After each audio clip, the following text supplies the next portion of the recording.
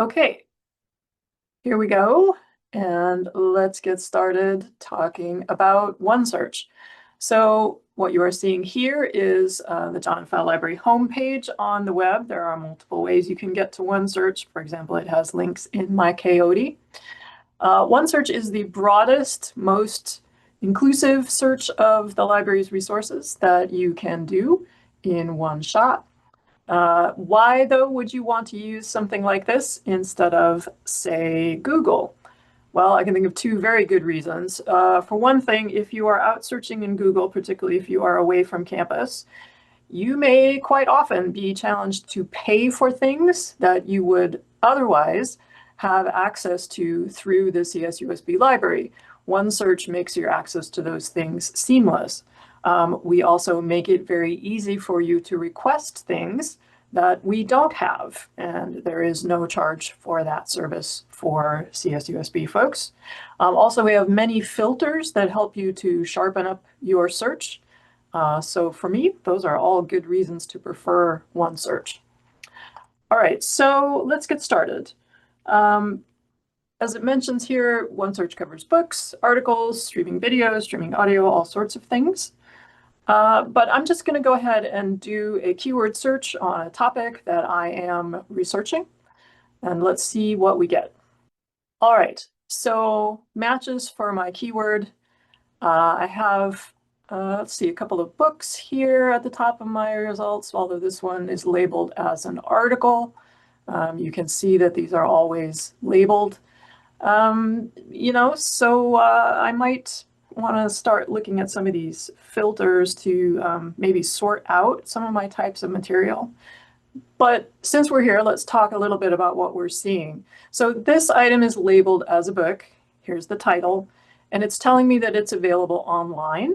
So that is an ebook that the campus is paying for on behalf of everyone who studies and works here. So when I click on the title, it tells me that this is available online in one of our ebook databases. So I can go to it at that link and read it. Because I am in OneSearch, it has already passed me through my Coyote because I logged in earlier, and it knows that I have access to this item. I can go ahead and read individual chapters or download them as PDFs, okay? So that's useful. Also here back on the OneSearch record, if you scroll down, before you've even read the book, you can get an idea of what the table of contents is like. I'm seeing that here. And I'm also seeing like a quick summary of what's going on in the book. I always like to look at those, help me decide if it's something I'm really interested in or not. Let me close that and go back to my list of results. Now, the second result says it too is a book, but it says request from other CSU libraries. What does that mean? Okay, so all of the CSU libraries cooperate in OneSearch. So all of our book holdings are searchable through this one interface. And if another CSU library has a book that you would like to read, you can get that delivered here to CSUSB pretty easily. And here's how you do that. Once you've clicked on its title, you're on the record screen, you say, please sign in to see request options and place requests. And when I do that, it asks me to log in with my Coyote ID, which, as I said, I did earlier. And now that I have done that, I have options on the screen that did not appear before. One of which is to ask for a physical copy of this book to be loaned to me. There is an option to request only one chapter, which you would get as a PDF. But for me, I'm more interested in getting the entire book. Books that come from other CSUs, you get to keep them just as if they were a book from the Pfau Library. So you get to keep them for the same amount of time, which is 16 weeks. The delivery estimate is 7 days. That can vary a little bit depending on where we're getting it from. Things from Southern California are usually a little faster than that. Things from Northern California might take the 7 days to get here. So when I've clicked on my request button, it's asking me a couple of questions. Where would I like to pick it up? So I could pick it up at Palm Desert campus or at San Bernardino campus. For the sub-locations here, if you say Pfau Library, that just means the main library service desk on the first floor of Pfau Library is where you would pick this up when it comes in. You can also choose to pick it up from the lockers. We have a 24/7 locker access inside our north entryway. There are also lockers at PDC. For example, if it's hard for you to get to the library during our open hours, you can arrange to have your item put in the lockers and pick it up at whatever time is convenient for you. Okay. Once I click the send button, it will give me a confirmation message, right? That's up here. We will send you an email when that item is ready. So regardless of what the estimate for delivery time said, the book is not ready to pick up until you get the email to your official CSUSB email address, and it will say, your book has arrived, come to pick it up, okay? So let me go back to my list of results. Now, I mentioned I'm getting all kinds of different types of material here. So let's focus a little bit on our filters. One of the things people often need to do for assignments is to only get articles that came from peer-reviewed or scholarly journals. So our filters over here on the side of the page can do that really easily.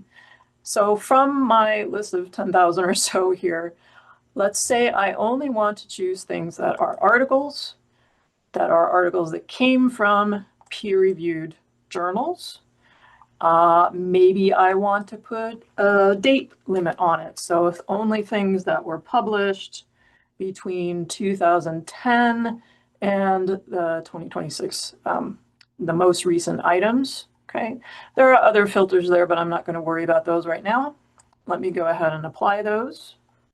And you will see now that my books have disappeared from the top of the list because I eliminated them.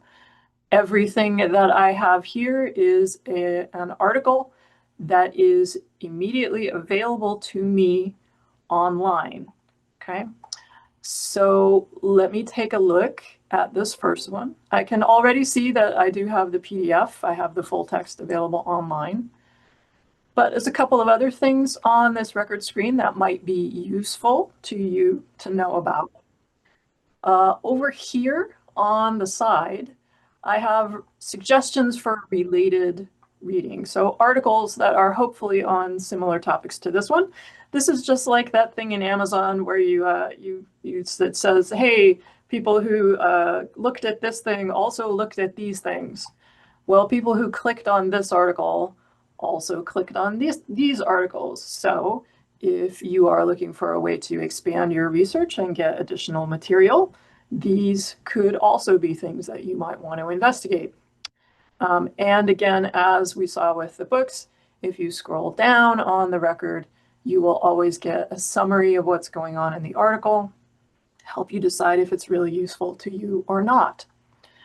Another useful thing on this full record page, up here at the top, there is a citation option. So this is a citation helper. In OneSearch, you get your choice of 3 styles, APA, MLA, or Chicago style. You'll notice there's a warning. It says automatically generated citations may contain errors. So let me just tell you, for APA style in particular, there are nearly always errors, and it's the same type of error. And you can see it on this one. If you know the rules of APA style, in APA style, the article title is supposed to be in what's called sentence case, meaning only basically the first word is capitalized and everything else is lowercase. That's not happening here. Everything got capitalized, which is called title case. So although I could copy and paste this into my list of references, I would still need to know that I'll have to fix the capitalization on that. So what I say to students is it's a good helper, but it does not relieve you of knowing the basic rules of the style that you are going to use. Now, by using the different filters on here, you can get a lot of different combinations of material. There is a thing to notice here, though. It says there's this button here that says keep filters active while I search. The issue there is that every time you run a new search, OneSearch will reset your filters. So if I've decided I'm going to change one of my keywords, I want to focus my search a little bit differently, and I run that search, you'll see that it blanked out all of those filters I had. It started fresh. So if you're going to want to keep your filters in place, then make sure you use that little lock icon, keep the filters active while I'm searching. And now if I change my search, those filters will stick, okay? But then when you want to change them, you need to take them off or reset them. Okay, so I was looking only at articles there for a bit. Let me change this back to my original. But I said you can use the filters on the side of the page to get quite a few different combinations. So here under my resource types, these are listed in order of the frequency that they appear in my particular set of results that I'm looking at right now. You can show all of them by clicking that little option here. But I already showed you how to do articles from peer-reviewed journals. Well, what if I wanted books instead? I could say, yeah, give me books. What if I wanted only to see ebooks? So things that are immediately available to me online. I can add that filter to the search. So there you can see that this is an ebook. All of these are available online, okay? What if you wanted to see only books that are available physically on the shelf in Pfau Libary? That's this one. So if I say, give me books, give me things that are available in the library and are also available online, you will get all of the books that CSUSB owns on a particular topic. Let me reset those. Oh, you know, there was a thing that I wanted to show you. Let me do books that are available in the library. So physical books that are on a shelf in the library, which you can see that here. So if there was one of these books that I wanted, of course I can go and get it off the shelf. It will tell me the floor location and the call number and give me a map so that I can go grab it, take it off the shelf and check it out. But because I have signed in, I can see now that there is an option that says request this item for pickup. So if you're just feeling like you don't have time to go in and grab the book off the shelf for yourself, you can ask us to get it off the shelf for you. And again, you would want to choose the pickup location and you would go ahead and send that request. Again, we would notify you by email when your item was ready to be picked up. For picking something off the shelf, that normally takes at least one working day. So it isn't the fastest option, but it might be a more convenient option for you. Right, let me reset my filters again. Another thing that people sometimes look for is video. So although video is not showing up in my top set of results here, if I show all types, here I have video. And you know, if I only want to see streaming video, for instance, I can say video that is available online. And here I have 4 results that meet that criteria. So this is a streaming video that is available to CSUSB students. Let me clear those again. Okay, so here I have my big set of results. One other thing I wanted to mention about this, you can pin or save favorite results from a search. As long as you are logged in, as I am currently, you can keep those in your account. So let's say that I want to save this one and also this one.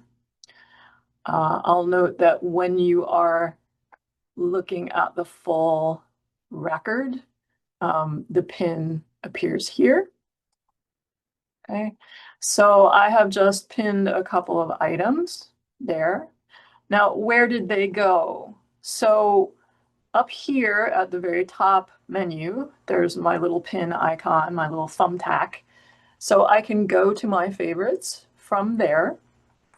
And here I have a total of 30 items that I've saved. So you can see that it keeps things that I saved before. But here up at the top are those ones that I just added to my favorites. You can give these labels as well if it helps you to keep them organized. Okay, so I can see right now I have 6 unlabeled items. Okay, here's the 6 of those. But let's say that I wanted to add a label to this one. So I can add a new label. Sorry, that's way down at the bottom. Hope you can see it. I will call this first gen students. Okay. And now that has a label and it is appearing over here under my selections, and I can go ahead and label these items in order to keep them organized. So if you do a lot of searching in OneSearch, this can be a very handy feature. It's also possible to save an entire search. So rather than saving results one by one, if I go back to my results, again, because I'm logged in currently, it says keep this search. So I can keep that among my searches. It'll even give you notifications when new results appear under that search. But now if I go to my favorites and I can look under my saved searches, there's that search. If I had put any filters on it, the filters would also be there. And I can go ahead and rerun that search anytime that I want to. So again, another useful tool for helping you to stay organized.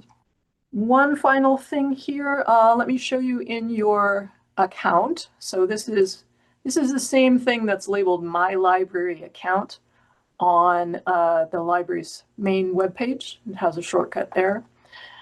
But in your library account, you can see all the things that you have currently pending. So I currently have a book checked out, and here under loans, I can see it. I can see when it's due. I have a request that I just made. So here is my request I made from another CSU library, and here is a request that I asked to get the book off the shelf. I can cancel those if I want, or just leave them alone. If you had any fees or fines, they would also show here, and it offers you a way to pay them. All right, we're doing okay on time, so I am going to show you one other thing. Let me go here to my new search. One thing that people often ask us is how can I look up whether you have a particular book or a particular article? So for example, this book, this is an example of a textbook, okay?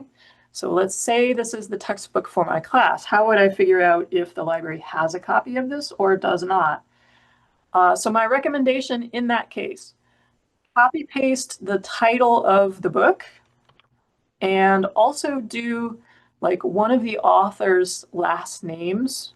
So let me pop that into OneSearch. So there's my title, and my author's name was Bewimmer, I guess. Let's see if we have that at CSUSB. I do see that it is showing up at the top of the list. Okay, so I have 2 options here. This one is a physical book. It is up on the 5th floor, and its date is 2003. But I also see that we have an ebook, which is the second edition, and it's from 2018. So that's probably the one that I would want to go with. It's going to be the most current one, right? And there it is. The other thing that people are sometimes looking for is an article. So how would you tell if we have an article? All right, in the case of articles, copy paste only the title of the article, right? There's all this other stuff going on, and that's just basically noise that you're going to introduce into the search if you copy paste it. Just do the title of the article itself. So I've highlighted that there. I have copied it. I'm going to put it into my search. There it is. Okay, there it is. That's a match. We do have that one. So I could go and get it online. Let me do one other example. Okay, again, I am only copying the title of this known article that I want. Let me do that here. I will paste it in. Now, I didn't get a match on this. That's not it. So none of these are the article that I want. All right, well, here's what you might need to do in that case. It says you didn't find what you're looking for. Click here to expand your search. So by default, you're always looking first at only the things that are immediately available for CSUSB, but the expanded search goes beyond us, beyond the CSU system. And in this case, it comes up and it says, request this item from other libraries. So even though we don't have a copy of this article, we can get it for you if you ask. Okay, there is an option here to check to see if, just in case there's a free version in Google Scholar, but because I'm signed in, I'm getting that option to request a copy. In the case of articles, those are always digital copies. They're always going to come as PDFs, right? And all that I would need to do is click the send button. And as it says here, typically we can get those within 24 hours. And once again, as soon as that item is ready for you to look at, you will get an email to your official university email account, and it will say, hey, your item has arrived. Click here to download the PDF. And that's basically it.